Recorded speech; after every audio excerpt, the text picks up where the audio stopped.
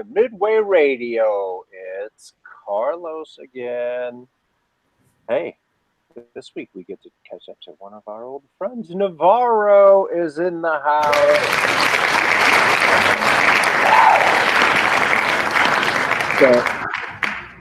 How y'all doing? Sorry we were a little bit late, but the studio audience had to sit down first before we got any further into this conversation. It was a little wild. We had to settle them down. Yeah. That's it.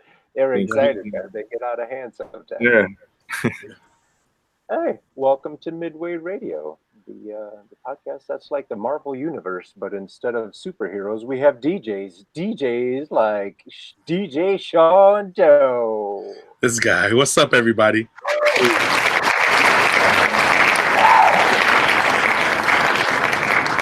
You see, the crowd is rowdy. I know. but not rowdier than Rowdy Ryan Brockmeyer. I'm about as rowdy as anyone can get. Or not. He's about as rowdy as a thorough nap. Rowdy.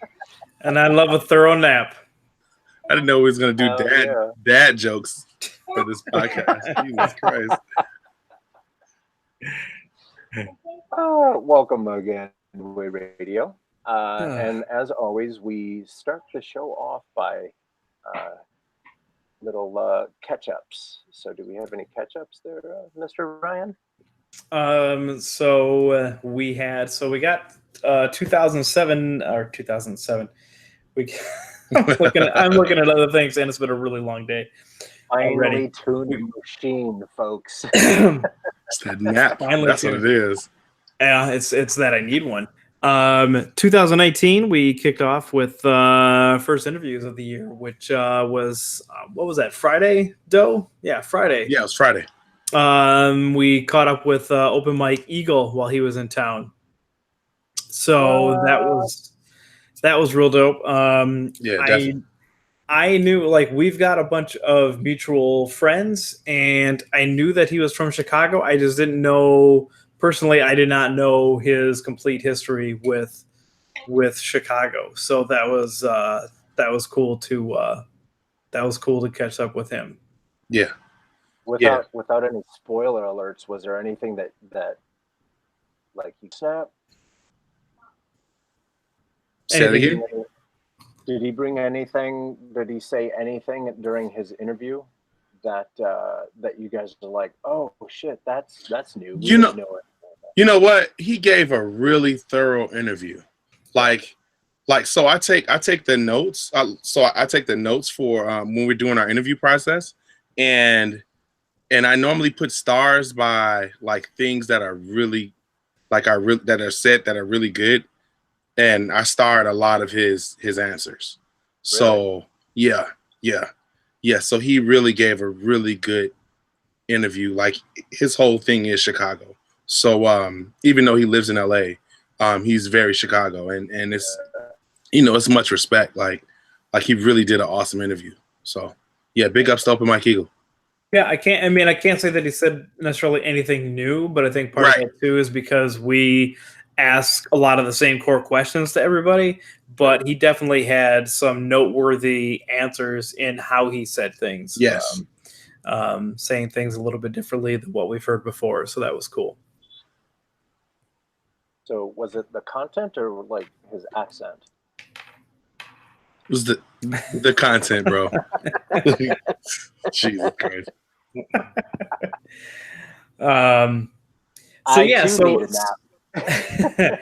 So that was our first interview, 2019. Last year, I'm sure a lot of people are aware that there was not a whole lot of interviews going on. We probably only did it was less than 10 interviews that we did last year, which was because there's a lot of other things that we're working on and going on. So we're getting back to interviews on a more regular basis. I can't quite say weekly, but definitely a more regular basis. So kind of like anything else. And we heard last week too, while we were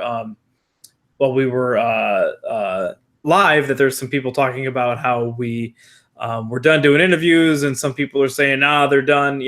Let me just say that the team is small. The Midway team is small. So unless you hear it directly from one of like 5 mouths, which would be Risky, Sean Doe, myself, Carlos, B-Boy B, Amani, like, unless you've heard it from us, like, we're still going. So just to let that put that out there. So I do a couple of quick things is that we are getting back to vignettes this week. A lot of people have been asking what's going on with them, and it's been a minute since we did the last one. So the last one we didn't put out any vignettes in 2017, unfortunately.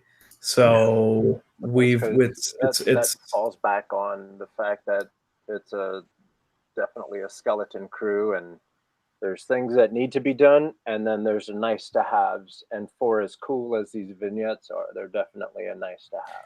Right, they are. It's cool, and it's been one of the things. Part of the reason for the vignettes too is to, like, and I remember we hadn't really talked about this in a long time, but like, again, a lot of people, and I mean a lot, but the people have attempted at doing a Chicago hip hop documentary in the past, and they've gone through interviews and talk with people, and the project is never finished, and a lot of people go through, and I mean, heck, Navarro, I mean, I'm sure you've probably been interviewed for numerous projects that you've never seen like a finished product or or anything like that. I mean, B-Boy B's talked about how he's been interviewed 20 or 30 times for different graffiti documentaries or Chicago hip hop documentaries, and they don't come out, and that was part of the reason why I wanted to do like the vignettes. That was a thing for us to put out there to show that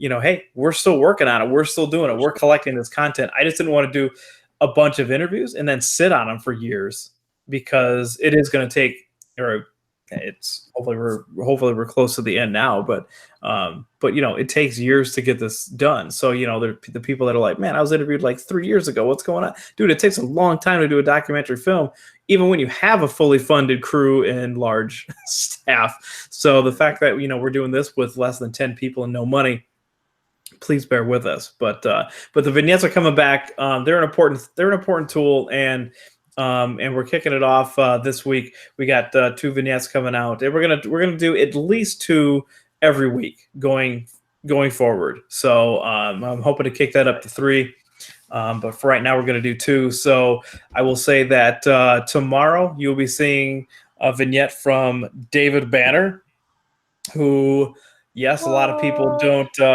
necessarily associate with Chicago hip hop.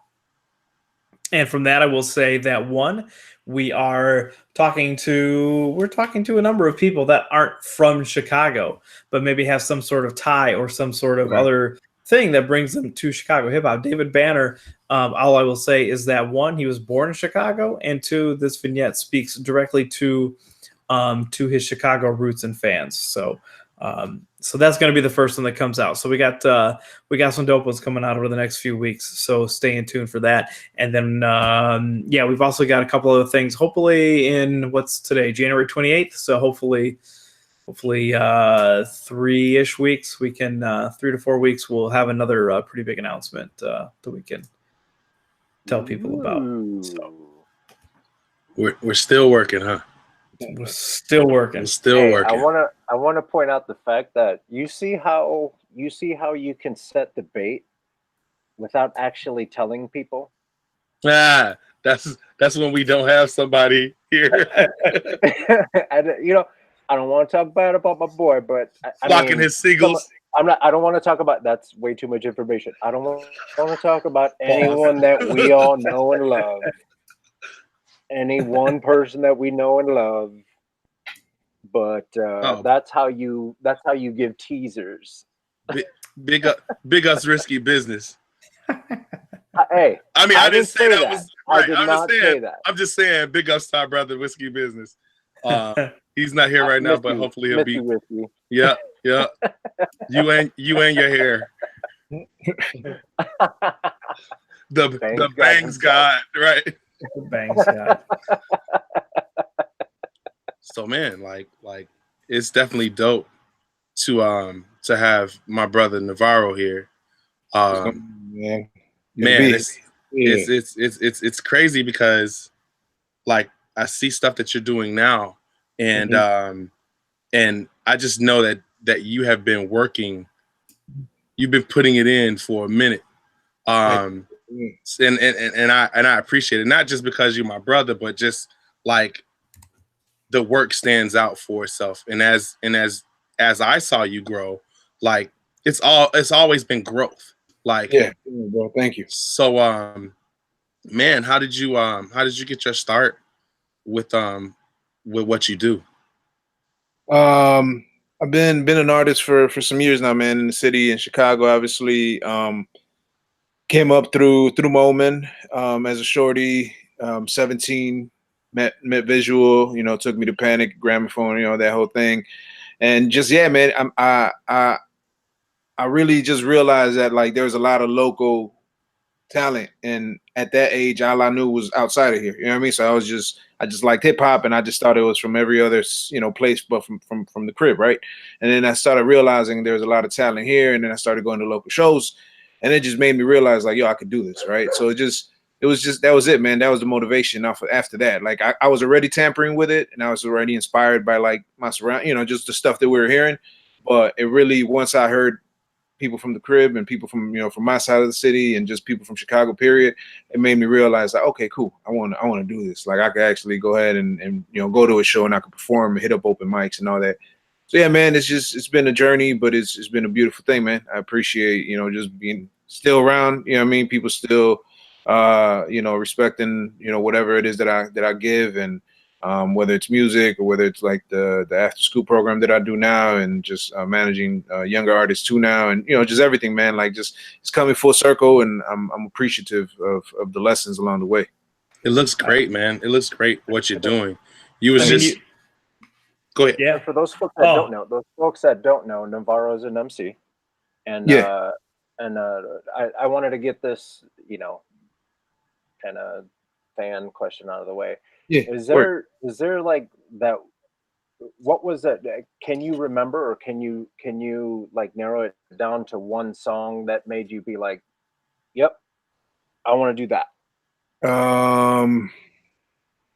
I think it was just when I first heard, like the first tape I bought was Cypress Hill. I was 8 years old, and it was just that. That was when I heard that at 8 years old in my headphones.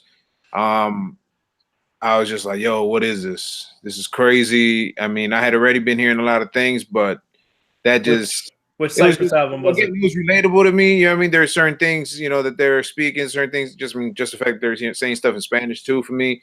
And then so I was already rocking with hip hop, and I was already falling in love with it, but that was just like reaffirming. I was like, yo, this is I could relate to this too. And even though I related to a lot of it, this is it gave you that moment of, yeah, this is our shit too. Yeah, it was just that, you know what I mean? Like, yo, I could be a part of this. And then it was reaffirming again as a shorty going to shows, and just seeing people like already, like that was the first time I just realized how accepting hip hop was, you know what I mean, and how it is.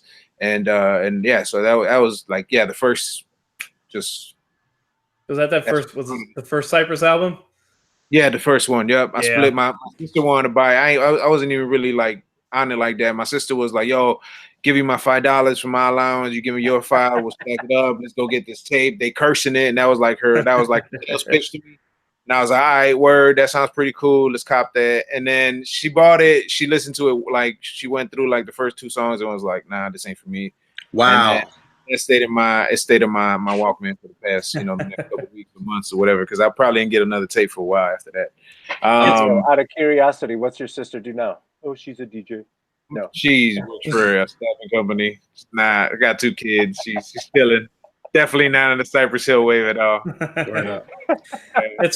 It's funny. Like there's some things that I probably should remember that I don't, but then I remember these like random memories that I like tie to music and stuff. And I remember I was in band back in it would have been right before I got into high school. So this dude that played trumpet with me, he was a kid who was kind of like, you know, people kind of picked on him and stuff like that. But his mom and dad owned a music store, and it was a musical instrument store. But they had like random like cassettes, but it was all either like some pop stuff or just like classical or something like that. It's like, yeah, I can order whatever you want. So I remember I had that kid. He got me the same day the first Cypress Hill album on cassette and Ice Cube death certificate.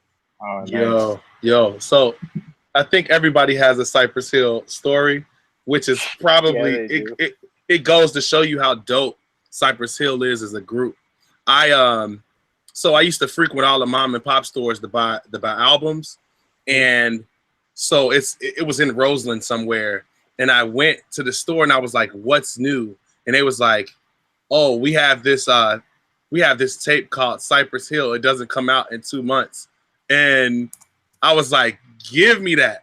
I remember riding the bus home, listening to Pigs. Like, what is this? I was so Cypress Hill. Such a dope track to start an album with. Yeah. It was almost like listening to Public Enemy again, like that sound, like the sound of Public. It was, man, yeah, Cypress Hill, big props. Yeah. So that was the intro. Awesome. Yeah, that's dope. That's dope.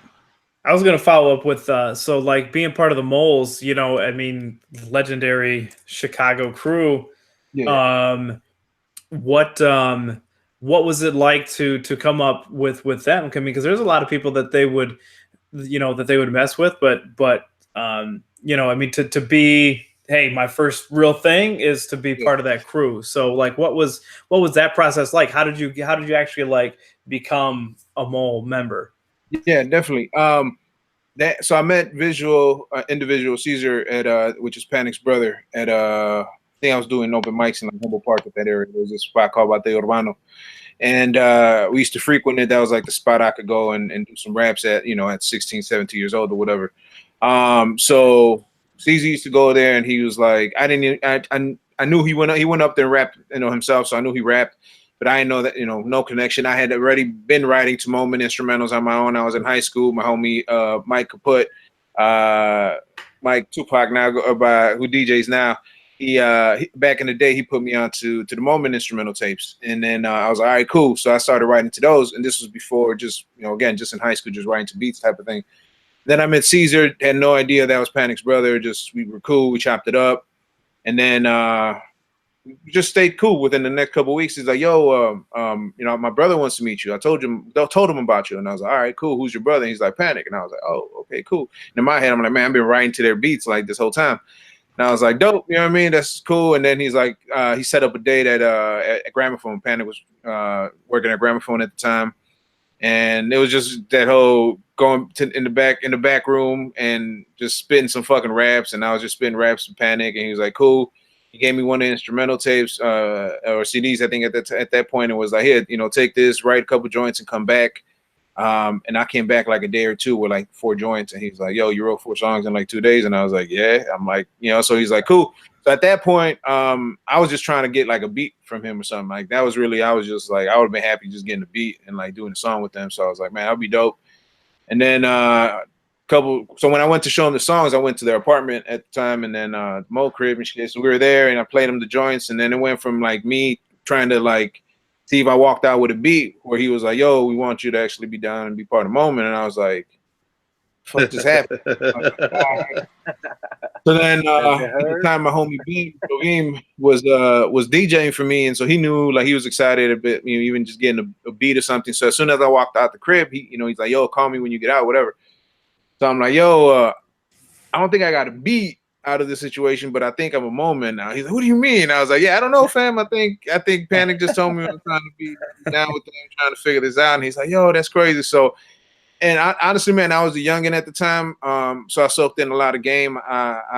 It's been a blessing just to have them as friends. I mean, they taught me to hustle, bro. You know what I mean? Caesar too, just to fucking hustle. You know what I mean? And to me, they were the ones that taught me like you can put value in your art. You know what I mean? They were the first people I knew that were making a living off of their music. They were the first ones that were doing it on a, you know, just on a bigger, you know, just on a, you know, the people outside of the neighborhood were listening to this music, and that there was a fan base for the type of music we like to make, and that there's a fan base for the hip hop that we brought to the table. And that was dope to me. You know what I mean? And so being a part of that, was just dope as a young, you know what I mean? And I was out there passing out flyers for other people's shows, and I was out there passing out flyers for other people's release party, and I didn't care because it was like, yo, I assumed my position the same way. Like I figured, like, yo, when it's my time, you know, people are gonna show the same love. You know what I mean? So I just went in there. I was working, man, and then you know, go to the radio station every weekend with them and meet whoever came through.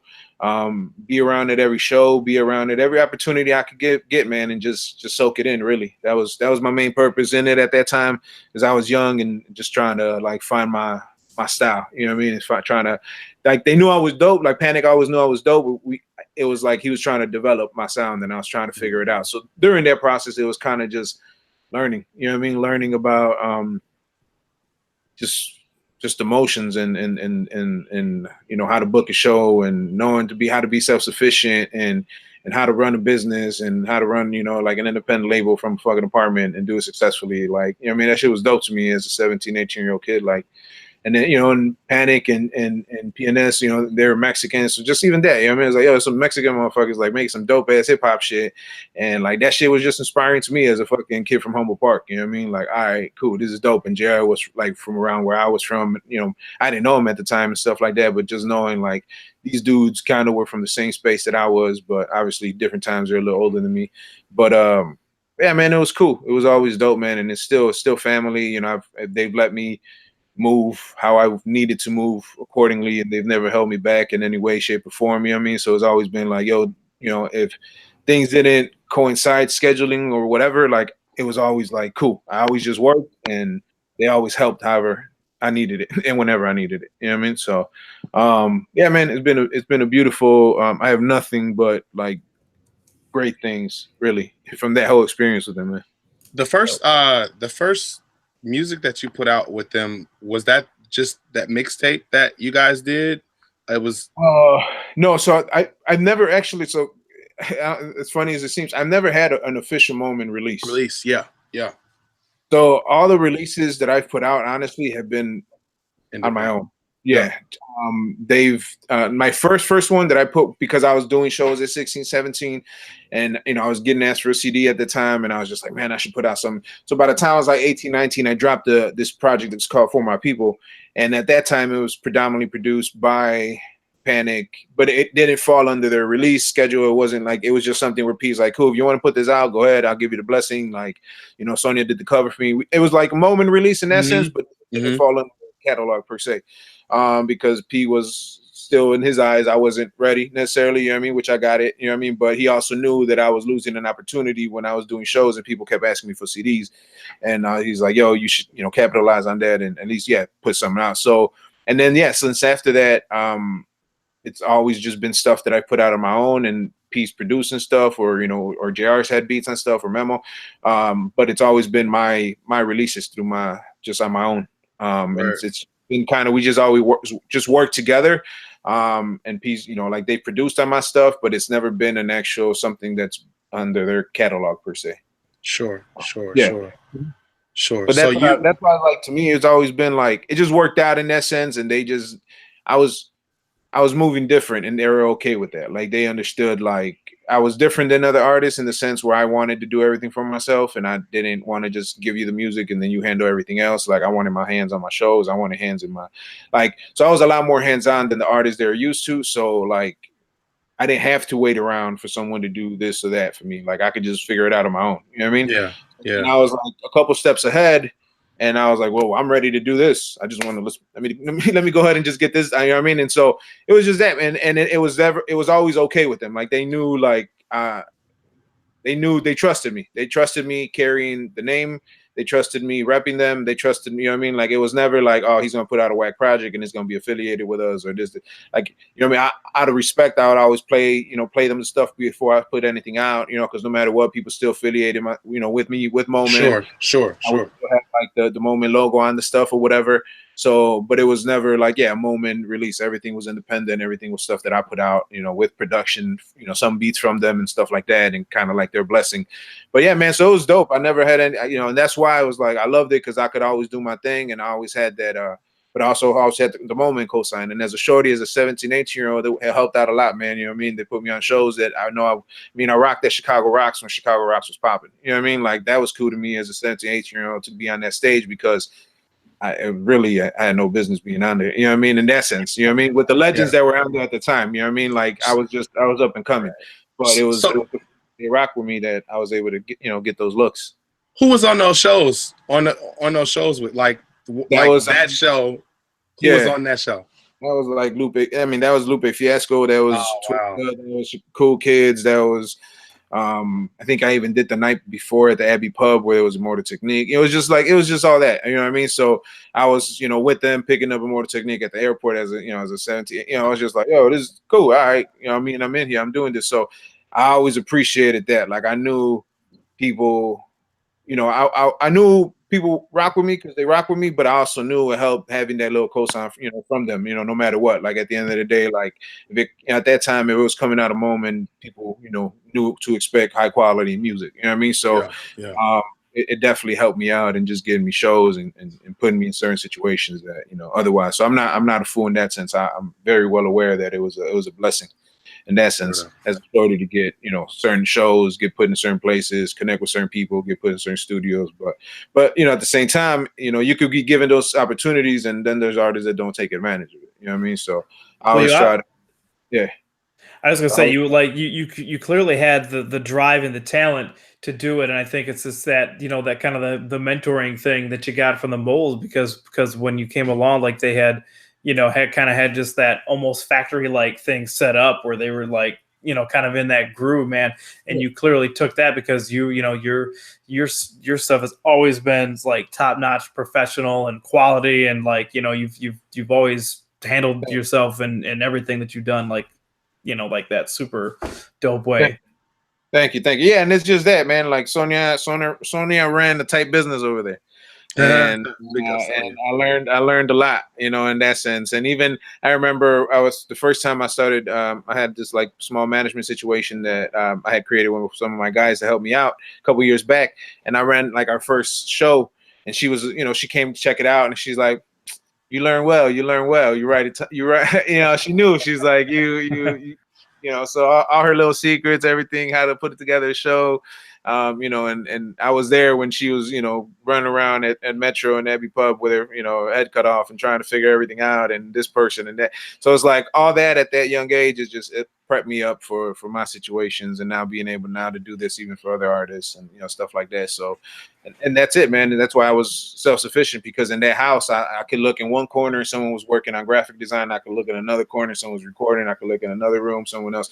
So everything was there, and I just realized, like, yo, you could do this. Yeah. And so it just made it attainable. Big up Sonia, because she is a beast, man. Jesus Christ. She needs her piece in Chicago hip hop history. Yeah, I told her, I'm like, yo, like, you need to do this interview. even the PG gangster. She's from Pleasant Grove or whatever. But yeah. So you were talking about just learning everything and being self-sufficient, and that has grown with you until now. Like, I recently looked at your website and just looked at all like your releases, and every piece, like the graphic design is amazing for like your covers and what you do. It looks like you learned well. You know what I mean? Like, it looks like that. So, what are you doing? What are you doing now? Like, I know you have your foot in a couple of really important things. If you can explain some of those things, it'd be, definitely, man. So, a couple years ago, I stopped working on music. I had my daughter, and I was just kind of like, yo, let me prioritize. I had been doing music full time for a couple years at that point, and that was all I was doing. So I went from being like a 24/7 artist to having to like now be a pops and having to like you know, just it was a different way of life, man. And at the same time, I was like, I need something a little more like concrete, you know, like if I'm doing music and I was getting money for shows or features or whatever, you figure it out, right? Like you go in and it's the hustle and you get it. I was about to have a daughter, so I knew I need something a little different. So actually my degree's in psychology, so I was doing behavioral therapy. I was working at a high school in Little Village, and the kids they were searching for Chicago hip hop. And I was already working there for like a couple months. I never like my job and like music was never like something I mixed together. It was always like, you know, I never made mentions of it. I was always like, when people for whatever reason found out or what, it was always like you the dude that sits over there, like he's quiet as hell, you know, whatever, right? But it's like it was just never like that's not what I'm there for. That's not my purpose, right? So it was two separate worlds. So then one day I walk into one of the classrooms. One of the kids like, yo, I got to talk to you. And I was like, all right, I just thought it was, you know, business as usual. Something was popping or whatever. So I'm like, all right, see what's going on. And he's like, yo, you rap or you got a twin? I was like, and then I was like, oh, they got me right. So I'm like, all right, we'll talk later, bro. We'll talk later. And he's like, nah, come over. And I was like, all right. So I let that dude right out. So I stepped out the classroom for whatever reason, like 15 minutes later. And then this other kid is reciting one of my lyrics to me. He sees me down the hallway and he recites one of my lyrics. Wow. And I'm like, oh, assholes, right? So they outed me. Like, yeah. So they're like, hey, you rap, man. Why didn't you tell us you rap and whatever? And I was like, yeah. And then at that point, I had just they found La Clica, which was like, and I'm working in a little village, predominantly Mexican, you know, kids. And so they're like, yo, you rapping like this? Like, why you here? You know, and to them, if you're on YouTube, you know, you're like famous. And it's like, you know, they don't care if you come out on TV. They don't care if you're on the radio. Like if you're on YouTube, you're like, yo, fam, how many subscribers you got? That's the first thing that. So to them, I was, you know, they're like, yo, why you here at the school with us, man? You're dope and that. And I was like, all right, cool, man. But then they kept pushing me about starting a program. So then they were like, yo, you should really consider starting a music program. And then some of the faculty was on me about it too. And I was like, man, I had never really thought about doing that, right? I taught myself how to write, taught myself how to record, you know, did a lot of the, you know, initial mixing for my records in the beginning. And it was like, again, self-sufficient, right? By any means necessary. And then they were like, yo, you should teach these kids how to make some music. And I was like, all right. So we started the program, got some funding. First couple of weeks, I was lost. I didn't know what I was doing. And then it was just like, all right, how do I teach? How do I teach rhythm? How do I teach delivery? How do I teach, like, I'm also an artist. I want these kids making some whack ass music. Like, you know what I mean? I want them to be as dope as possible. You know what I mean? Like, I'm not, you know, and I wasn't trying to do like no stay in school raps or like, you know, or something like, you know, do your homework shit. Like, well, like, you know, spit some. Like, yeah, we can't be killing people. Obviously, we can't be out here selling drugs. We can't be talking crazy. But like, too hip. Give me that. Yeah, what's happening in your neighborhood, right? Like, okay, and there was a lot of redirecting energy, a lot of like, you know, cool. Let's talk about the guns, but you know, okay, where the guns coming from. You know, who's putting the guns in your neighborhood? Like, let's just re-channeling that energy. Cool. You have every right to be hostile. You have every right to be upset. You have every right to be angry. Like, but let's redirect it. Why is the homie down the block your rob? Why is it not the homies that are putting the drugs in? You know what I mean? Like, so it was a lot of that, man. So once we kind of broke that ice and they realized like, yo, we can make some dope sounding music and I can still be like cool and still talk about some, you know, hood stuff in my block and and the homies, but you know, talk about the pain, you know, that happens when the homie got locked up as opposed to glorifying it. You know what I mean? Like talk about, you know, so it was just changing the perspective to a lot of their stories, man. And then that was it. So that was like once I got that, and once I realized like, okay, cool. And so that kind of got me interested in like just working with younger artists and like developing younger artists. And so been running the program for a couple years now. We finished like 3 albums with them. Shot videos for them. I've taken them to the Hip Hop Project to do radio interviews. And you know, hooked us up with that. You know, I had GOC come talk to them in the at the school. I had Ernest Wilkins, who's written for Rolling Stones and The Reader, and just had Nascent come by and also, you know, just so people that are, you know, active in music and that are making a living off of it, you know, I brought videographers, photographers, just to show them like options, man. Like that was my main thing is like with the program, and a lot of our like youth, they just need to know like they have options and that there's just not one right way of doing things, and like just letting them know like, look, you could choose different paths, and if you're interested in music, but maybe you don't have to be the rapper, maybe you're not the producer, maybe you're the manager, maybe you're the booking agent, maybe you're the video. You know what I mean? Like just letting them know like there's different opportunities out there for them, and yeah, man. So that's kind of just that program in itself called Beats and Bars has done like kind of transferred into now me like managing younger artists, and that's the other thing I'm doing that's called Loop Theory. Loop theory, yeah. Yeah. And then and that kind of is an extension of that in a way, and it kind of came from Beats and Bars, but it was more so just understanding of like just like I knew I grabbed kids that had never rapped in their life, and I was able to teach them how to do it, and then put them on songs and put an album together, and then shoot a video for them. And I was like, yo, if I could do this with kids that like were semi-interested or were like, yo, I'm not, or like halfway in, halfway out, because they weren't sure if it was even something they wanted to do. I was like, yo, if I could get an artist that's actually somewhat already talented, I could definitely like help them. And then I built a network throughout the time that I've done music, you know, and I wasn't really necessarily using it for much these past couple of years because again, that wasn't my primary focus as me as an artist. So I was like, man, I have all these people I know I could reach out to, and all this just, you know, it's arm's reach, and I'm not really utilizing it to its full potential. So kind of just graduated from still running the program and doing that, but then also now doing this management and artist development side of things with just younger artists in the city. Because I feel like that's just important, man, like to be able to reach back and like see the younger, you know, the talent that's there. And it's just like, yo, if I could help your journey by, you know, shorten up by a couple steps and put you in certain situations that otherwise you wouldn't have been able to put yourself in, like right now, or at least connect you with certain producers, put you in certain studios, whatever I could do to you know what I mean, like, and that's it. So it's now kind of transformed into that, and I'm happy about it, man. I like it, and I'm still putting out music. That's still like, you know, I'm still creative, and that's still part of what I do. You know what I mean? But I've understood that I got more to offer. You know what I mean? And So that's dope. If you're Navarro, if you're one of Navarro's students, you better get ready to do everything, son, because he's bringing everything to the table. So if you're lazy, you might want to get a sick day in there. Yeah. And you know what? That was the biggest thing, man. Like with a lot of kids, because like we had deadline, like we finished albums. Like I remember one summer I had 20 youth, 20 young men, and had 6 weeks, and we knocked out a whole album in 6 weeks. And Nice. Like album sounds dope. And we shot a video, and you know we had artwork, and we put it out. You know what I mean? And so to me, it was like. And they knew, like, yo, like they told me even after this, like, yo, like that was the first time, like I met deadlines. That was the first time, like I had like a timeline for a project that I had to complete. Structure.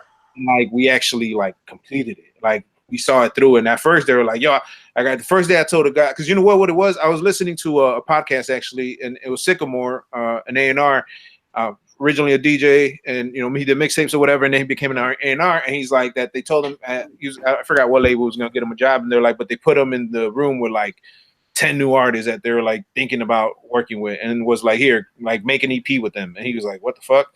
So he had to go in there and kind of like be like, all right, cool, what do you do, what are you good at, and he's like, I had to put this thing together. So literally I was listening to that on my way to school that morning, and I was really lost in the program. And then I was like, yo, that's what I'm gonna do. I knew the guys that were a little good. I knew the guys that were like, you know, had never rapped in their life. So it's like, cool. I looked at it like a basketball team. All right, these guys are gonna carry my team. These guys are gonna be like, you know, and then after that, everyone felt involved though. Everyone was picking out the beat, choosing the concept. I came up with the hook, but you say it. Or even the guys who had never rapped, they're still experiencing like the homie rap and know, like, learn from that, you know, the mistakes and learn from the process. And yeah, man. So it's just been like an overall, again, just full circle. You know what I mean? It's been full circle, but that's been one of the biggest things was that just deadlines. You know, we finished what we started. I remember guys telling me like, yo, how are we going to finish an album? I don't even know how to rap yet.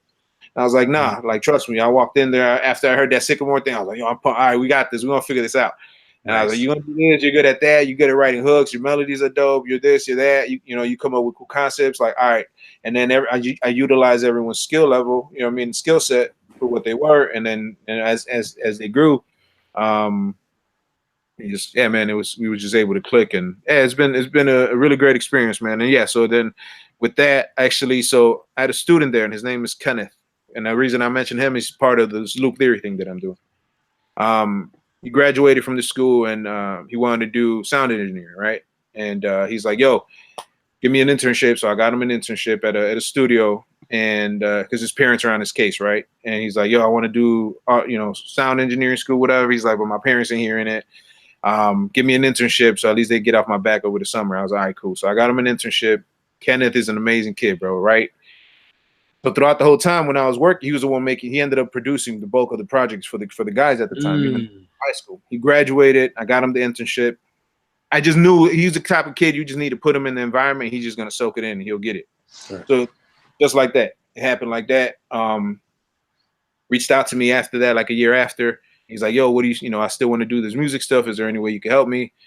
And he wanted to produce artists. I knew he knew Brittany Carter. I knew he knew Dre Isaiah, which they were both artists that I had been like just keeping an eye on. And I had seen them myself, and I was like, "Man, they're dope. Why don't you reach out to them? You know them. You guys should work together." They all knew each other, but they weren't putting any effort to getting together and actually working. So I just bought a house this year. So I built a little studio in the basement where I'm at. And I was like, yo, come through here. Let's just work.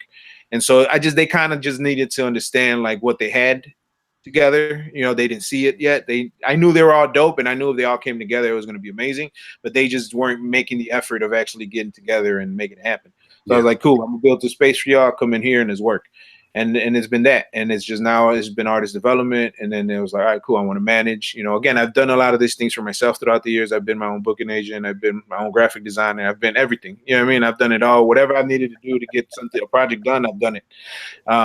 So hey, let me interrupt because you remember back in like the early 2000s when everyone had business cards? Were you one of those dudes? Were you one of those dudes when you flipped the card back?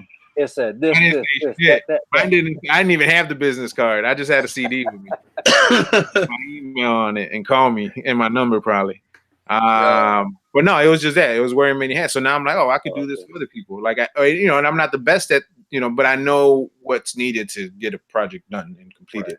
Right. So now, all right, cool. Let me do this for other people.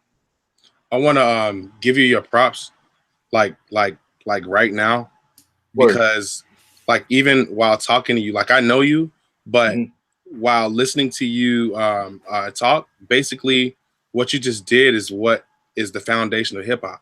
Like learning the culture, utilizing the culture.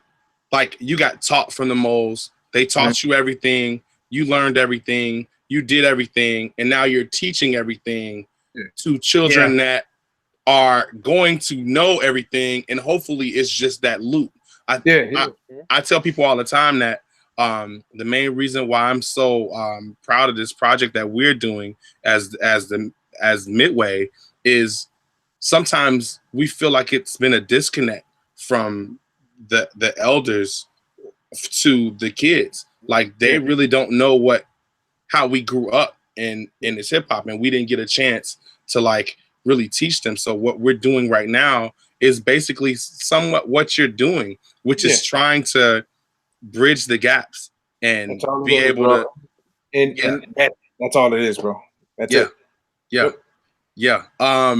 So I got a call the other day, like early one morning, and GQ hit me. He was like, "Yo, this Brittany Carter kid, you know, like she's so like I'm just talking to Spinner right now about this girl, and she's so dope." I was like, "Yeah, holla at Scheme." He just kept going about it. I was like, "Holla at Scheme, like holla at Scheme right now. Like that's who you need to holler at." So I just noticed that she did the interview with 24/7 Hip Hop, and I want to tell you, like when I first got a lane on her because I saw her rap over, anybody rapping over a Dilla beat. I got the zero in like, and she killed it. So, like knowing that's something like that is coming out of your camp. I really want to know what else is coming out of your camp. So please keep us abreast, like of what's going on, like of your music in there. I'll be honest with you, man, and I've told them themselves because we spent a lot of this last summer together, and we was really just building. You know what I mean? Like I knew Kenneth a lot already, and but they was like staying over my house. They was just over here. We was working, right, and we just building. Like just all right, we're gonna do this, and this summer we're gonna start. Like let's be around each other. Let's actually like bond, and you know what I mean. So they was over here a lot over this last summer. And one time we was just having breakfast. I was like, yo, honestly, like not just on some human beings and just not, and then I, separately artistically, I'm like, yo, I couldn't have found like the better group of people to start this whole situation with. Like, yo, y'all are dope and like really talented. You guys are driven like a motherfucker. Like, yo, fam, like these guys are on it, right? Like Dre, I don't know, I mean, this other artist, Dre Isaiah, he's 18. I mean, I got like 30 records of him within the last couple months, like month and a half or two, where he's just been sending me stuff every day. Like, yo, and it's dope. It's dope ass shit he's making. And I was just like, all right, man, like, cool. Like, I don't mind working and really sticking my head out and going out of the way for people who want it, like they want it. And yeah, man, so it's honestly like, yeah, but Brittany is special, bro. GQ hyping her up like that is, I hype her up like that. You know what I mean? And she's dope, man. Special, man. She's special. Yeah, we definitely want to stay in touch with you and with those that you are working with, because it's only great things that can come out of Loop Theory, man. Thank you, respect.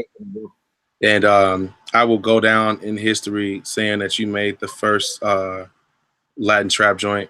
Cool, thank you, bro. That's all I want. That's all I want. Like that's like this boom bap ass Mexican rapper, man. yo. So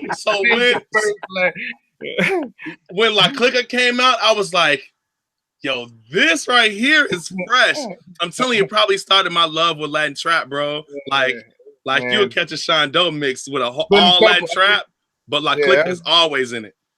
Yeah. Sorry, my daughter. Man. I forgot. I had a homie from Cali hit me up and told me the same thing. He's like, bro, it's like you and this other girl. He's like, yeah, I had the first Latin trap song. I don't care what anyone says. I was like, hey, man, I'll take it. I'll take it. And especially just funny because it was just like, it's like a completely different sound for what I was doing. But I was like, cool, I'm gonna rap to this trappy, but I'm gonna do it in Spanish. You know what I mean? Like I'm gonna just do it. So dope. And it was cool, man. It was good times, and it serves its purpose. And yeah, I was wondering why I wasn't in that video. Hey man, we made the video. Oh, hey Joe. Everyone in there. Everyone was in there. No. It was the click. It was the click. It was the click. It was the click for real. I'm saying everyone was in there, fam. That's what I was like. I don't know why I wasn't, because I'm like, yo, I'm seeing Slot. I'm seeing everybody. I'm like, everyone was in there, bro. Yeah. I was there. I was there in spirit though. Yeah. That's click. Hey, how important is it for you to bring that Latin flavor to your music? You know what, man? It became more some might focus on a little more as time progressed. In the beginning, I was just wanting to rap my ass off and just be a dope ass rapper. But then the bigger thing was when I did make a song that kind of touched on it, how much people related to it and how much it really was. And that's when I was like, oh, like people actually want to hear that. You know, like people there, you know, like, and then I'm like, well, yeah, that's the one thing that I loved hip hop when I was younger, but I could never, like, that was the one thing I couldn't, like, you know, they weren't saying exactly what was going inside of my crib. You know what I mean? Like they weren't talking about the music my parents were listening to. And, you know, I could everything from outside the window, the block stuff, everything they were talking about in that sense, I related to it. Everything was exactly the same. But the shit where parents were talking about at the crib or the music there, like those references, all that wasn't in the music. So then I was like, well, there's a lot of kids like me, you know, that want to be able to relate like that. So I started making it a point to be a little more. But not until like Lika was I really out here like waving the Mexican flag. And honestly, I also did it because like I would be at shows and I was everything but Mexican. Like for some reason, like people can't imagine like you could be like a decent Mexican rapper. Like I was Puerto Rican, Dominican, Cuban, half black. Like I was everything but Mexican. You legit named everything that I am. Yeah. Oh, there you go. See, so there you go. So I was everything that you are, but what I am.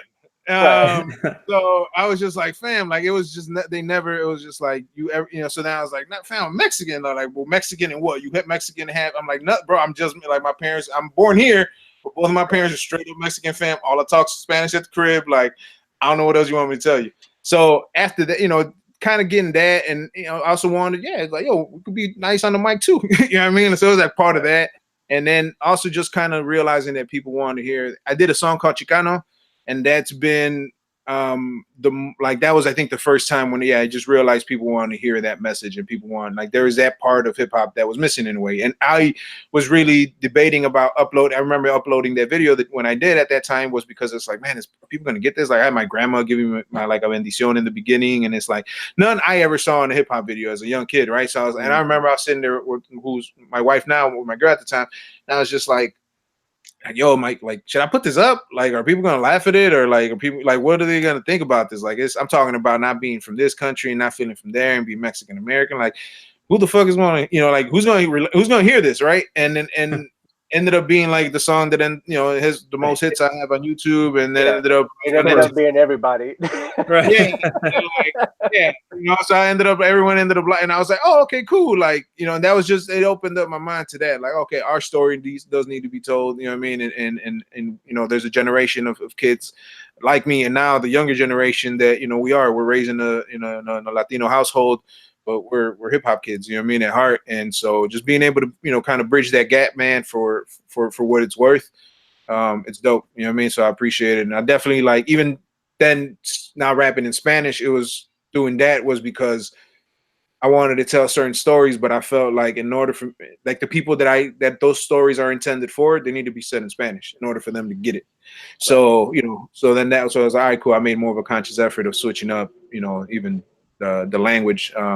But yeah, man, it's been all like conscientious and just organic. And I made sure like my flow translated from Spanish to English as effortlessly as possible. Like, I never put out stuff in Spanish until I felt like, oh, okay, cool. I sound exactly how it sound in English. I can sound in Spanish. And all right, cool. I'm with that. What I want to tell you about that is I think that when you found that, when you started doing that, that's for me when you elevated from here to like here. Yeah. Like, it didn't matter if I was, Mexican, or how many Mexicans that I knew or that I loved, or Puerto Ricans or anybody of Latin descent. Like it just, for me, you were like here, and this is a great level. But then when you embraced it was something that I wanted to know. So therefore, it sent it to the stratosphere. Respect. Yeah. To me, it was just that, man. It was just never like, I mean, at the core, bro, I'm hip hop. You know what I mean? I'm a hip hop kid. Like I came from it. I'm from it. But then I'm also like a Mexican kid from the west side of Chicago. You know what I mean? And this is like who had traditions. So it's like, to me, it's like I got to bring those worlds together. And as much as like I felt like I was like giving only one side of me in that sense, and I was just like, hey, man, at the crib, that's what I talk. And this how I talk. And yeah, there's just certain stories, like I said, that are intended for a certain, like a certain ear. Like, if I want to tell my parents' story, I want to be able for them to be able to understand it. You know what I mean? And so like they speak Spanish. So I need to, you know what I mean? I need to make something that I know, like, if I'm going to talk about what it is to cross this country and all that struggle and that, I want to be able to say it in Spanish, because I want the family who's going through it, or the shorty whose pops is on the other side, that, I want him to be able to listen to that and relate to it. And so, it's, again, it's been all intentional, but it's all been with purpose. There's not many people that have the talent and to be able to do it like that, and to do it so naturally. Like it's just like Sean said, like It changed though.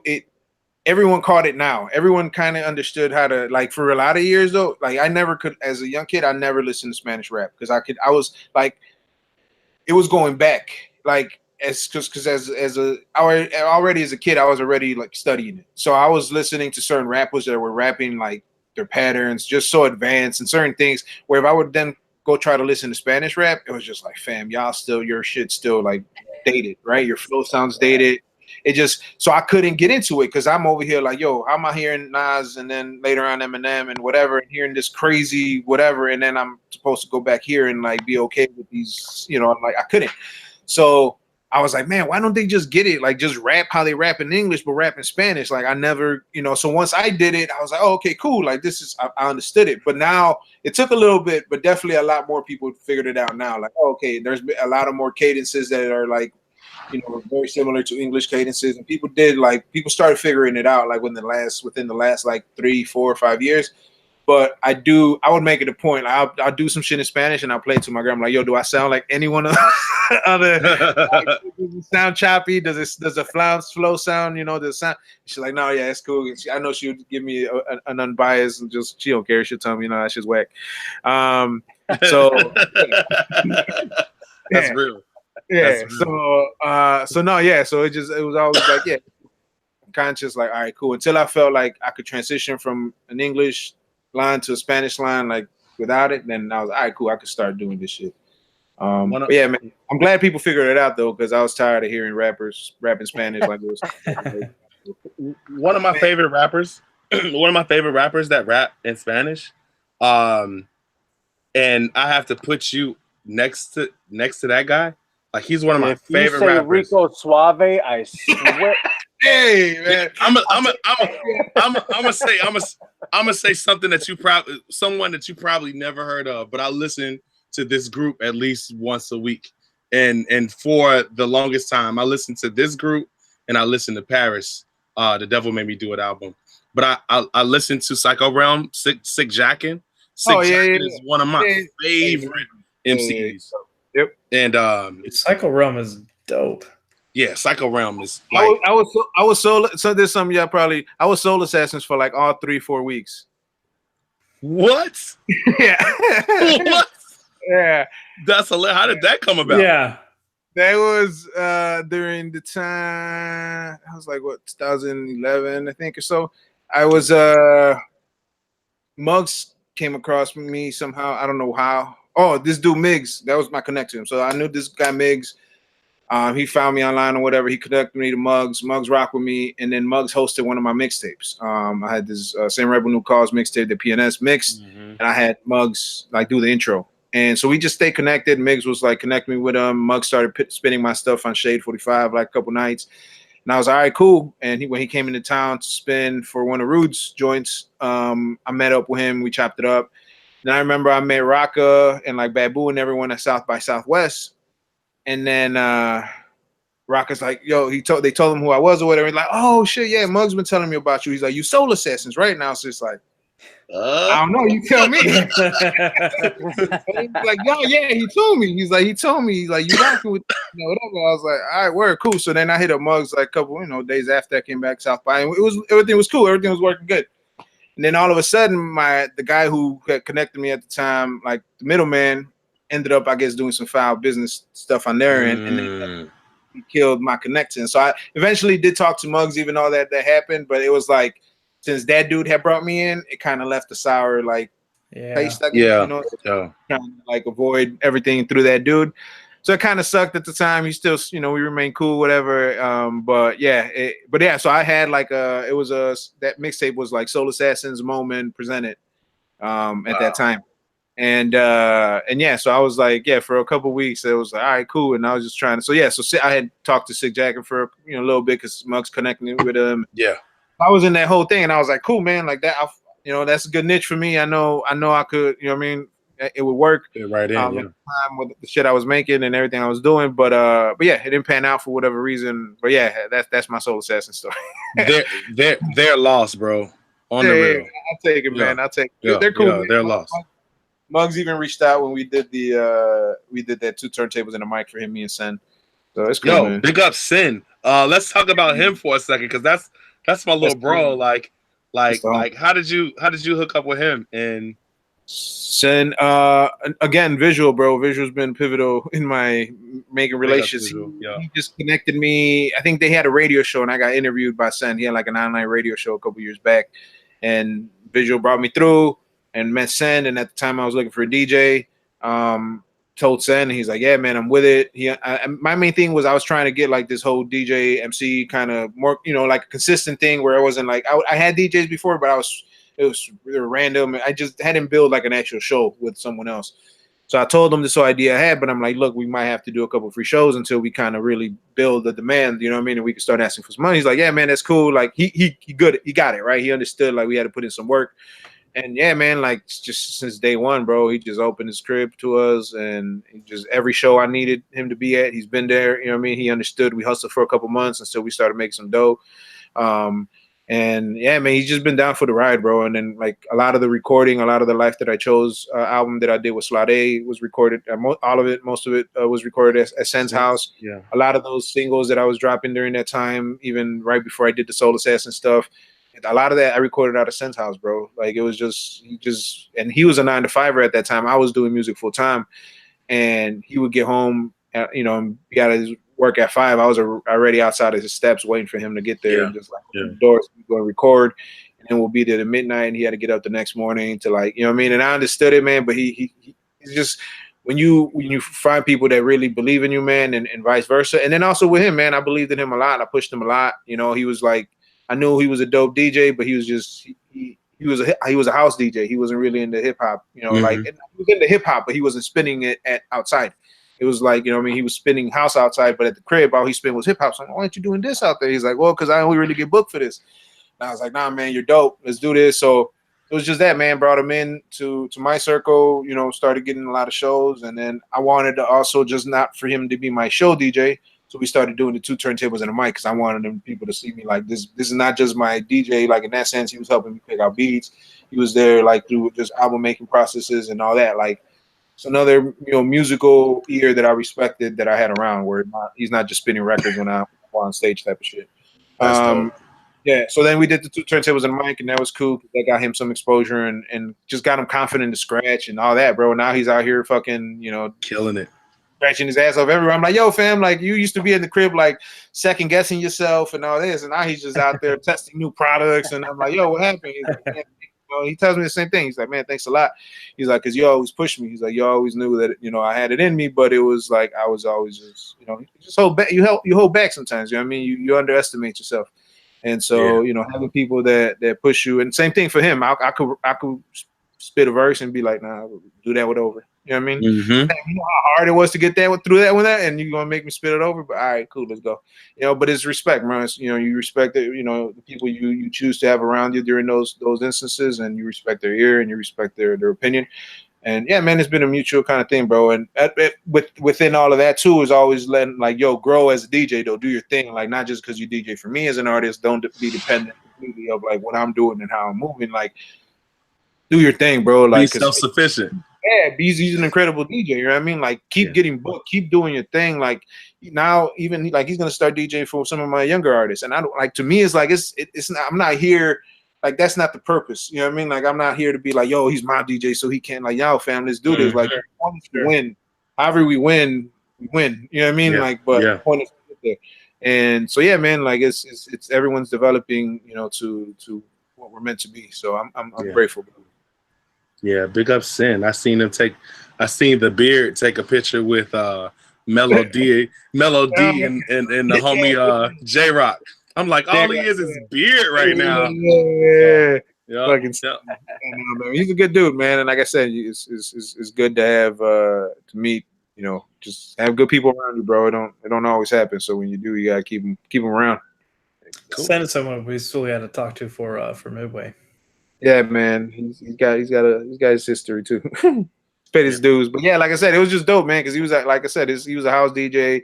He was doing that, and he was just really dope in that scene. But like at heart, he was a hip hop kid too. And he's like, man, I don't know how to tap in there though. And they can't nobody like, you know. So it kind of worked out for him working with me because then I was able to just get him. Now he's been, you know, he like just the fact that he's DJing the hip hop project for X amount of years. He's like, yo, fam, when I was like a teenager listening to this, never did I think I was going to be fucking running this thing. And it's a passion project. And just like the guys before them that were doing it, you know what I mean? The homies Kazim and stuff. So love, and it takes a lot, you know what I mean? To be in that, to do something and to dedicate yourself and do some stuff like that, man. So yeah, man, like I said, it's dope that he's been able to find his lane and do his thing. And that when we connect on, we got to put a show together. Just recently we did the Red Bull show, and we had an incredible show, man. And if it wasn't for Sen, I'm confident on stage because I know like I got a dope ass DJ behind me that ain't gonna let me sound like trash, or that's, you know, if for whatever. I mean, we've had situations where the computer crashes, or whatever, right? Some random stuff, the sound, but it's just knowing that I could trust the person behind me and knowing that he's gonna know like, yo, how to do it or how to talk while the thing's loading up and get the crowd going still and do your thing and just know how to just perform when it's time. You know what I mean? Not let anything else get in the way and be professional and be on time. And yeah, man, sense came through, bro. Like it's just, you know, in that sense, and a lot of, you know, he tells me a lot of it was mirrored by me in this sense because I ran things a certain way, and I just want to make sure, like, yeah, we got a show, we're on time, and we do things a certain way, and you know, just being responsible, man. Run yourself professionally, and that was something that, you know, I don't care how the music sounds, I don't care what you do, I don't care, just be on point if people are on point with you, you know. And so yeah, man, Sen's been able to kind of feed off of that and keep moving forward with it. So, and again, he's a year younger than me, so it's not like, you know what I mean. But it's just been both lessons both ways, you know what I mean. Yeah. Yep.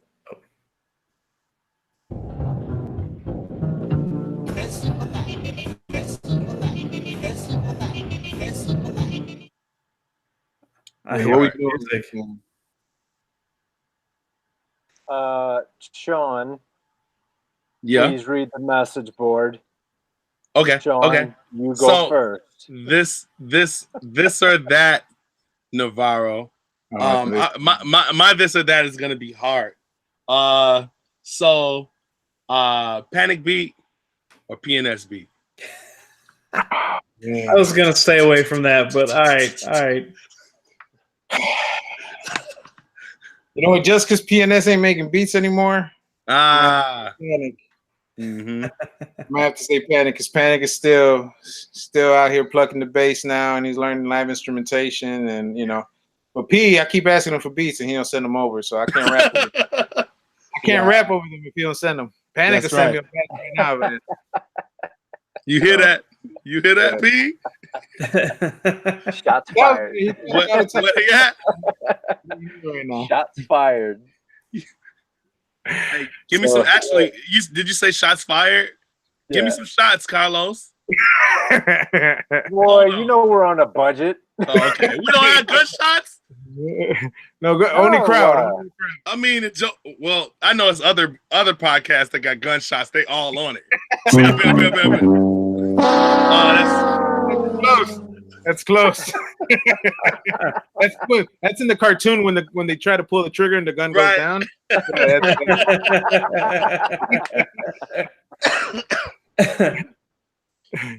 All right, I got one. All right. Let's and we go to the restaurant. Pozole or mole? Pozole, fam. Even though I just had mole today. Because my wife loves mole and pozole. No lie. Hey, fam, I had both of those weeks. No lie.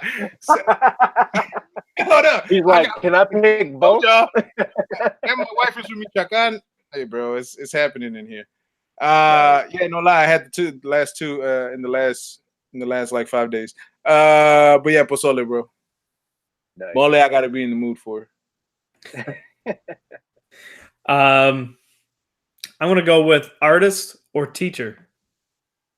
Oh man. I say, fuck, that was tough. I think teaching while being an artist.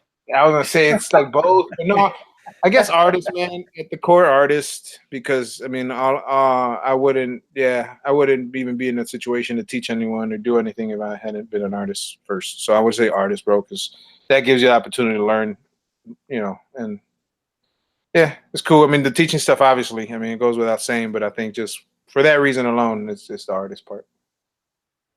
Cool. Yep. I like it. Cool, man. All right. So we're going to go ahead and land this flightless bird. Hey, Navarro, if people want to catch up to you and give us everything, give us your, like, if you got Bandcamp, if you got your own websites to all the stuff that you're doing with these kids, everything. We got another hour because I'm about to hit it. Do it. Do it. The main ones, it's navarromusic773.com. That's my website. I have beatsandbars.org. That talks about my after school program and the mentoring program. And then looptheoryinc.com is the management and artist development side. All the social medias is Scheme Navarro. But that's it, man. Those are the main ones. The websites, you'll get all the info, all the artists, social medias and all that through all those channels. And the music is on navarromusic773.com. That's the main one for all that too. So, hey, Sean Doe, if people are looking to catch up with you online, where can they do that? You can find me on the Twitters and the Instagrams at DJ SEANDOE and Facebook under my name, Rasan Sean Doe Hawkins. This weekend, you can find me at Roto Fuji Art Gallery from 7 to 10. We got a new art opening on Saturday. So yeah, Roto Fuji in Chicago. Ryan, do you want to go last? Yeah, yes, I'll go last. Perfect. All right. I'm Carlos. You can find me at coconutjustice.com, Coconut Justice everywhere else. And I'm going to go ahead and say this. So the school that Ryan and I went to, the art school that Ryan and I went to, is officially closed. So I am putting everything that I've learned online at YouTube at coconutjustice.com. So, for example, the last video that I made, if you have ever been interested in making a podcast, go to coconutjustice.com. That's going to bounce you to my YouTube page.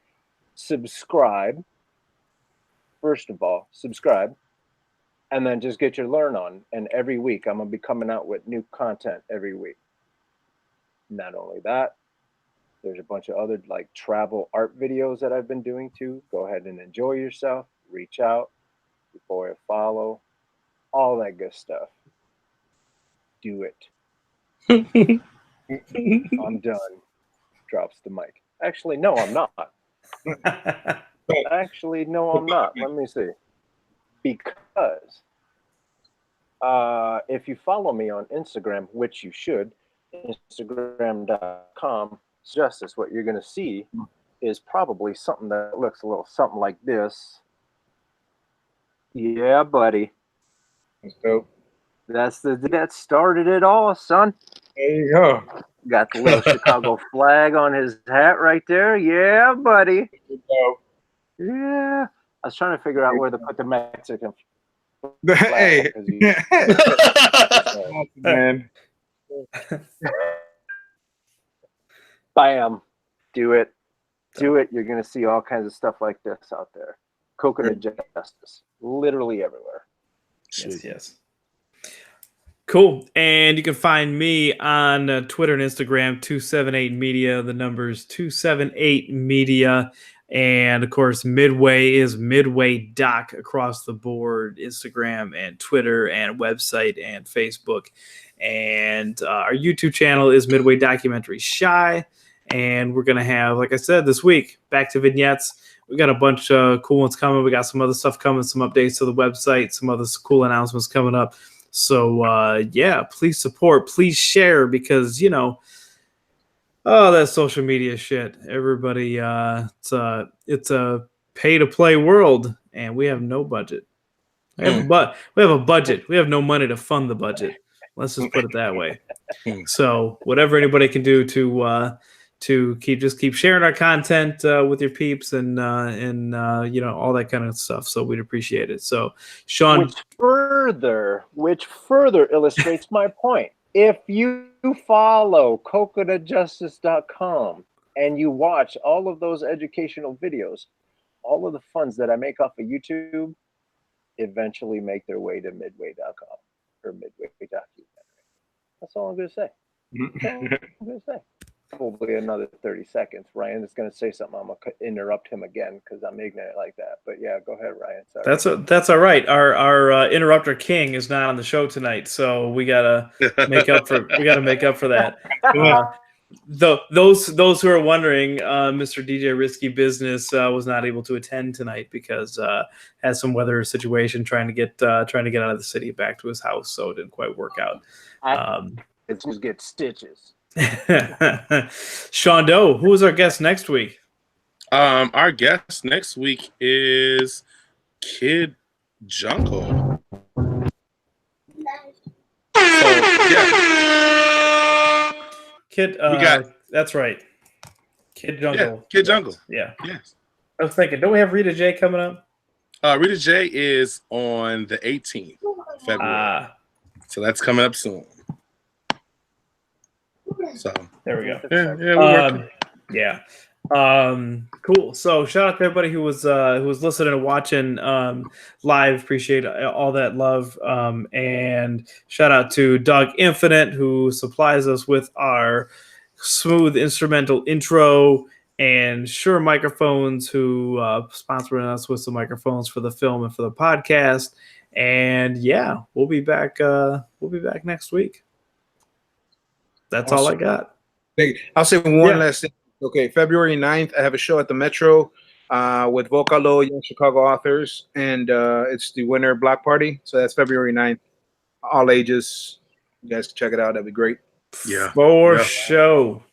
Dope. Yeah. Dope. That's it. That's my piece. Cool. All right, everybody. Till next week. Thank you. Later.